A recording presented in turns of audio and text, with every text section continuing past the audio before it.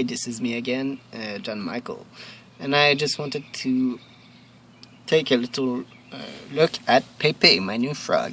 Um, it is quite interesting, and well, it is my first day with him, so it's quite normal that he's not used to me and he's kind of scared to me. Um, but yeah, since there isn't any rain anymore, I just wanted to take a little better look at him too. Um, so yeah, I named him Pepe simply because of the little frog that is a meme, and since I used to call Crazy Frog and all those other frog name for all my frogs from the past few years, I figured out that Pepe was a good name for him. Last year, I kept 4 frogs that are now released in the nature, and I called them the gorillas simply because gorillas is my favorite band of musician, and it is made of four how I say it for fictional character, and really the 4 frogs have the same personality of the 4 member of the band. So there was 2D, that was a frog that has like the his head was kind of a weird blue instead of green like this one. He was bullied around by a green frog named Murdoch, like the character of the band. There was also Noodle, that was the smallest of the 4 frogs, and Russell, the bigger frog.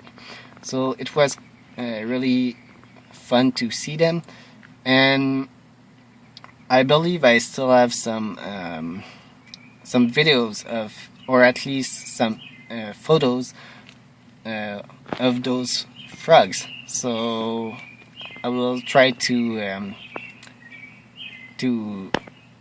get them back. But if not, well, at least you know that I had some funny names for some funny frogs, and I really hope I can catch them back this year, especially 2D, simply because he was quite unusual. I also catch a frog that had like black eyes, like 2D, so it was quite funny as well, and his name was 2D too. But yeah, this one name is Pepe. I really hope he will be happy in this little bucket, and if not, well, at least he will be back in nature in like a week or so. One day I will show you how I feed him, and it is basically with live food, simply because frogs have a good sense of view, and they only eat living animals, so living insects.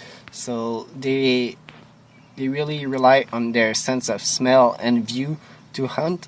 So they need to see an animal move to attack them and eat them.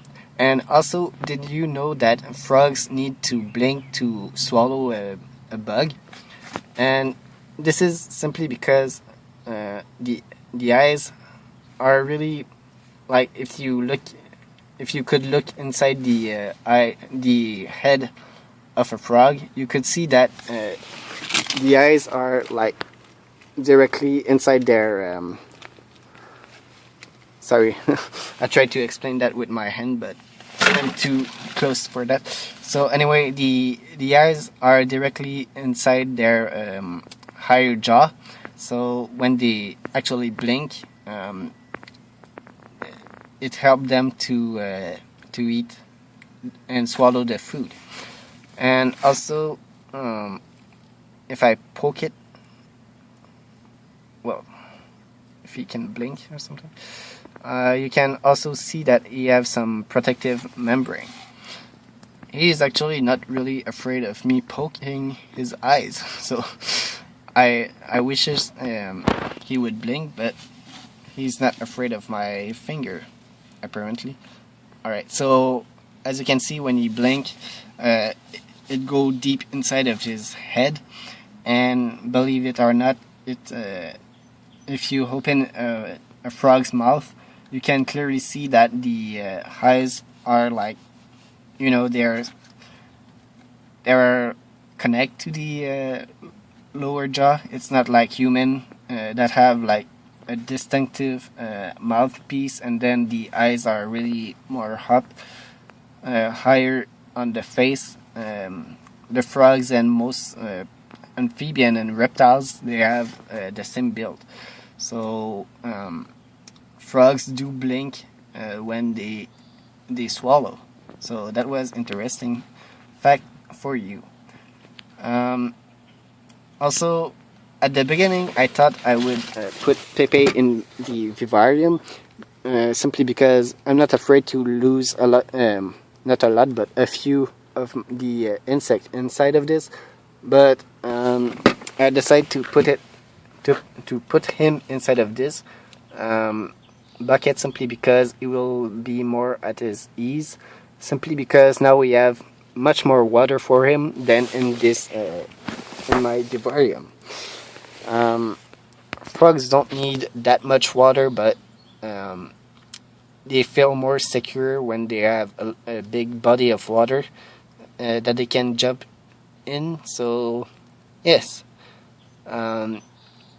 this bucket will serve as a semi-aquatic system for frogs. And as you can see, I have a lot of other buckets, so one of them will probably be a fully aquatic system, so I can add some plant, some snails, some aquatic insect, and maybe some little fish during the summer. And when the time get cooler, later in the year, don't worry, I always release all my catch, simply because it is a way for me to respect nature and to give back with even more of what she gave me in the first place. So I'm really grateful for this little frog, but one day I will replace it where it belongs, so in the nature, as well as all the insect in this vivarium and everything I take from the nature. So yes, I think it is important to do so we can enjoy nature for generation and generation to come. And I really hope we will all learn something new this year. Also, each year I catch a really special animal or insect, and this year I really hope I catch a praying mantis, simply because believe me, they are the best pet ever. They're interesting, they don't bite, they are kind of big enough so they can go on your hand. They're rare enough so when you catch one, they are like a really nice gift from nature, but also not too rare, so I had a lot of them in my childhood. 2 years ago I catch a stick bug, and he was quite nice, and one of these days I will show you some videos about that and some photos also. But for now, let's observe Pepe the frog and hope he will have a nice time. Say bye. Bye.